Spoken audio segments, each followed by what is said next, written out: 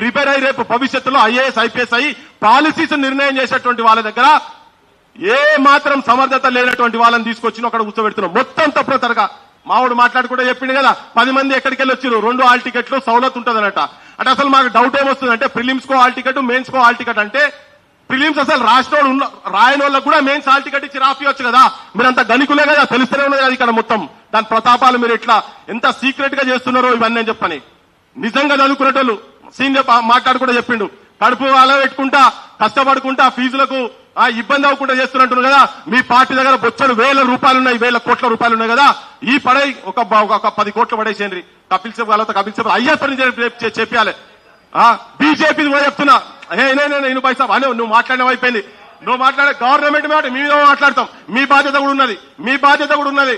మీరు కూడా అవును మీరు ఎందుకు వెనక పోయినరు, మీ పార్టీ ఎందుకు వెనక పోయింది, నీ పార్టీ ఎందుకు వెనక పోయింది, ఎక్కడ పోయినరు ప్రభుత్వం మీద మాట్లాడతాం, మీ మీద మాట్లాడతాం. రేవంత్ మీద మాట రేవంత్ డకైట్ అని మాట్లాడినాం. రేవంత్ బరాబర్ మాట్లాడు, నువ్వు ఎవరు చెప్పేందుకు బరాబర్ మాట్లాడతాం. నువ్వు ఎక్కడ పోయినా మీరు ఎక్కడ పోయినరు, మేము మాట్లాడుతున్నాం. నువ్వు పోయి ఏం చెప్పాలో అక్కడ మేము మాట్లాడుతున్నాం. మీరు అక్కడ ప్రభుత్వం మీద అన్ని మాట్లాడతాం. మీరు వచ్చింది కదా, మీరు కొస్తేలే దాకా ప్రభుత్వం మీ మీద కూడా మాట్లాడతాం. ప్రభుత్వం మీద అన్ని రాజకీయ బీజేపీ మీద కూడా మాట్లాడతాం. తీసుకో రేపు పొద్దుగాలవో తీసుకో. అరే నువ్వు కొట్లానే నీ ప్రవళిక ఎట్లా చచ్చిపోయింది, ప్రవళిక ఎట్లా చచ్చిపోయింది. నువ్వు తీసుకుపోయి 7 గంటల లోపల దహనం చేసిరు మీ ప్రభుత్వంలో. అందరు డైవర్ట్ కాదు, అందుకే పోయింది మీ ప్రభుత్వం. నువ్వు ఇట్లా మాట్లాడితే నువ్వు డైవర్ట్ కాదు. నువ్వు మైక్ ఉంచుకోదు, నేను కడుపు గాలి మాట్లాడుతున్నాం ఇక్కడ. నువ్వు కాదు నడవదు. బరాబర్ అన్ని పార్టీల గురించి మాట్లాడతాం. నువ్వు నాకు చెప్తా అందరి గురించి మాట్లాడతాం. ఎవరెవరు రంగులేమున్నాయో బీజేపీ గురించి మాట్లాడతాం. నేను కాంగ్రెస్ వాళ్ళు డకాయిట్లని బరాబర్ మాట్లాడతాం. నువ్వు చెప్పుడు కాదబ్బా, నువ్వు చెప్తేంది ప్రజాస్వామ్యం అట్లా కాదు. నేను అదే మాట్లాడుతున్నా, నిరుద్యోగుల పక్షాలే మాట్లాడుతున్నాం. అందుకనే చెప్తున్నా మీరు ఎందుకు లీగల్ గా ఎందుకు వెనక పోయినరు. మీ కేటీఆర్ ఢిల్లీ దాకా పోయింది కదా, ఎందుకు వెనక పోయినరు కొట్లాడు. అదే చెప్తున్నాం, అందుకే చెప్తున్నాం కొట్లాడమని చెప్తున్నాం.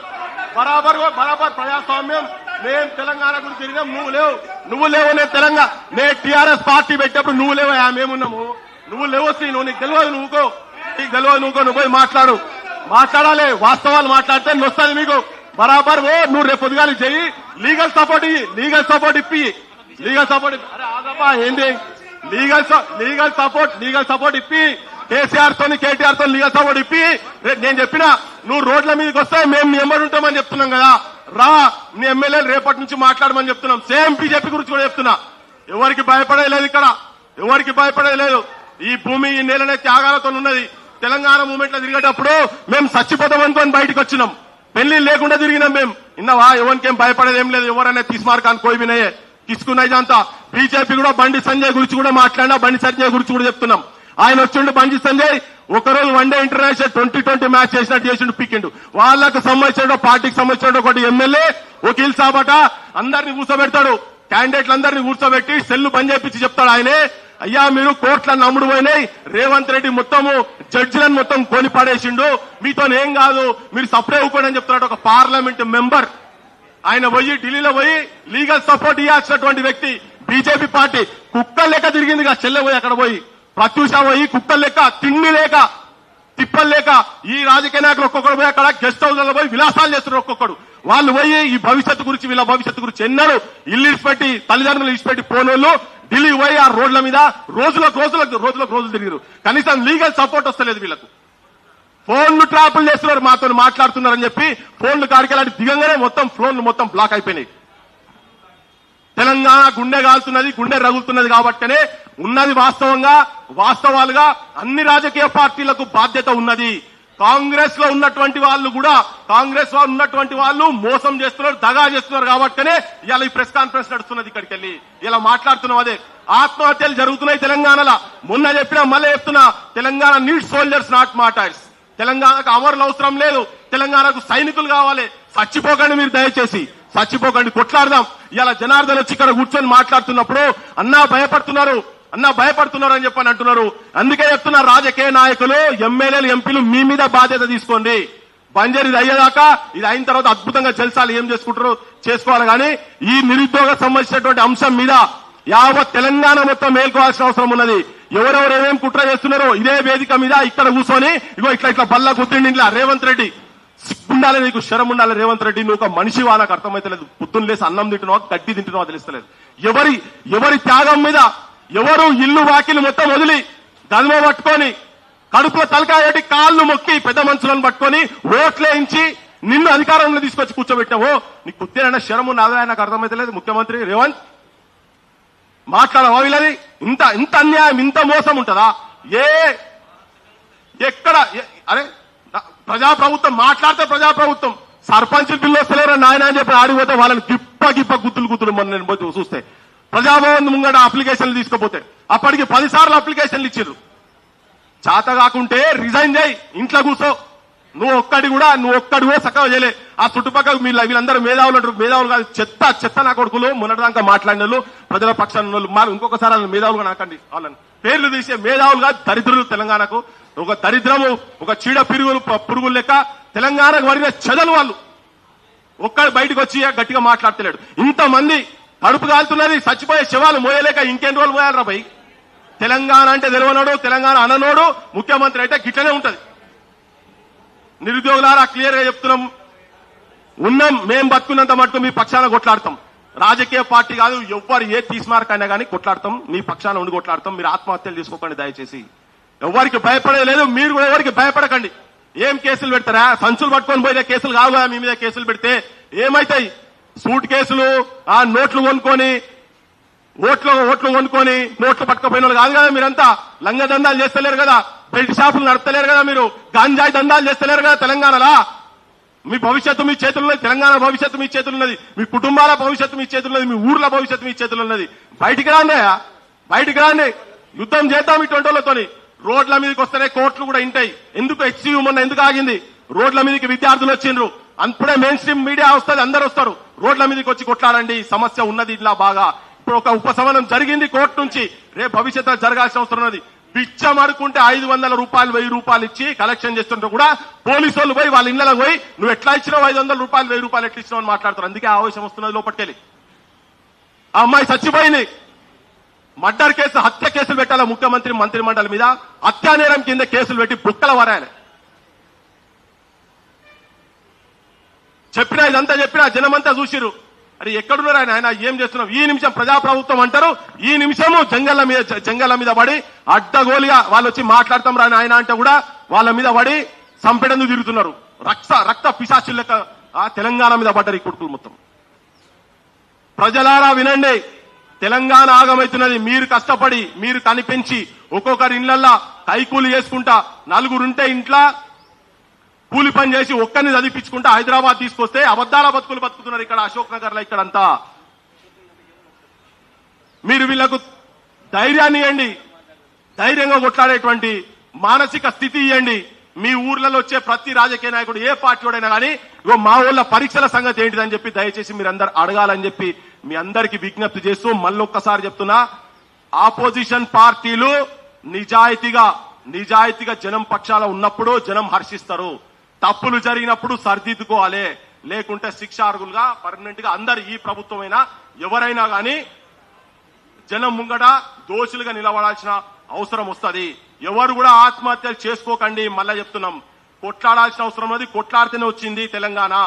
369 మంది కాల్పులలో చచ్చిపోయారు, మొన్న ఆత్మహత్యలు చేసుకున్నారు. కారణాలు ఏమని ఉండొచ్చు, ఆత్మహత్యలు మాత్రం చేసుకోకండి.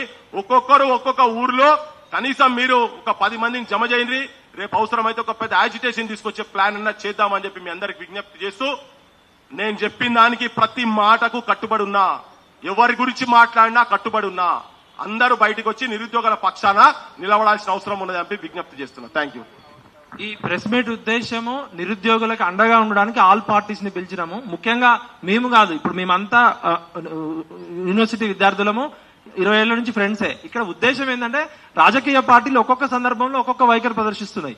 అది ఏ పార్టీ అయినా కావచ్చు, అన్ని పార్టీల్లో మంచోళ్ళు ఉన్నారు, చెడ్డోళ్ళు ఉన్నారు. సుప్రీంకోర్టులో కేసు గెలవడానికి డబ్బులు లేక ప్రత్యూష, శృతి, జనార్దన్ ఇలా చందాలు వేసుకొని ప్రెస్ మీట్ పెట్టాల్సి వచ్చింది. ఈ ప్రెస్ మీట్ కూడా 15,000 చందాలు వాళ్ళు నిన్న 10 మంది వేసుకొని పెట్టాల్సి వచ్చింది. తెలంగాణ గొడ్డుపోయిందా? తెలంగాణ సమాజంలో మేధావులు లేరా? ప్రతిపక్షాలు లేవా?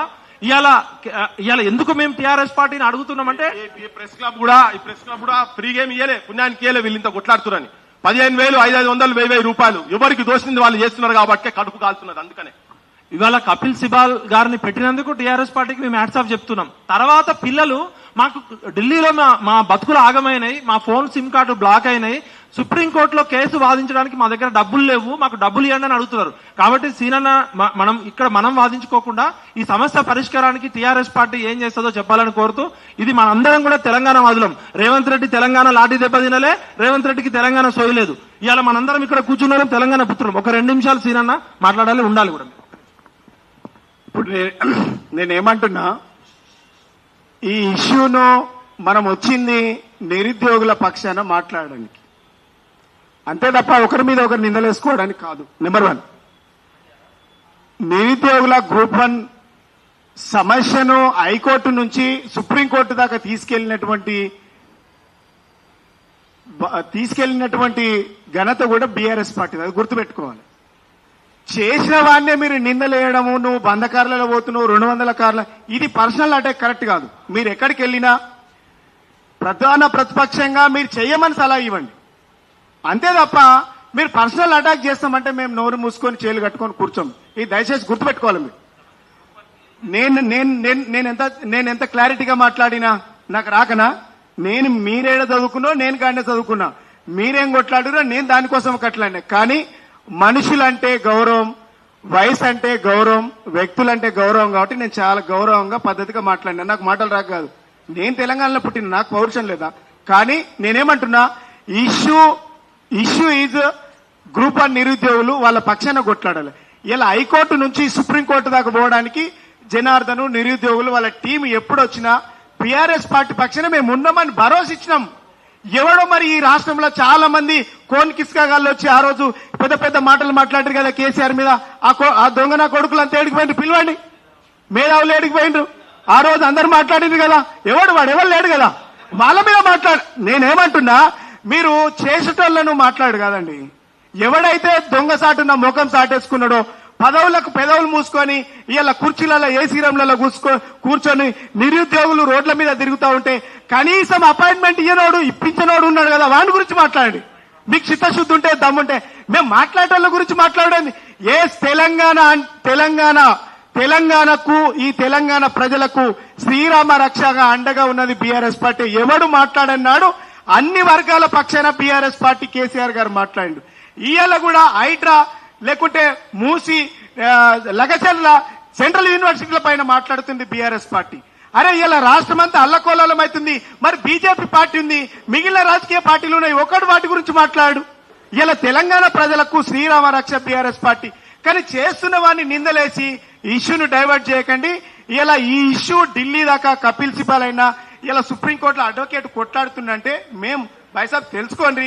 మోహిత్ రావు ఎవరైనా, నేనేమంటున్నా కానీ మీరు వ్యక్తిగతంగా పర్సనల్ అటాక్ చేసి ఈ ఇష్యూను డైవర్ట్ చేయకండి.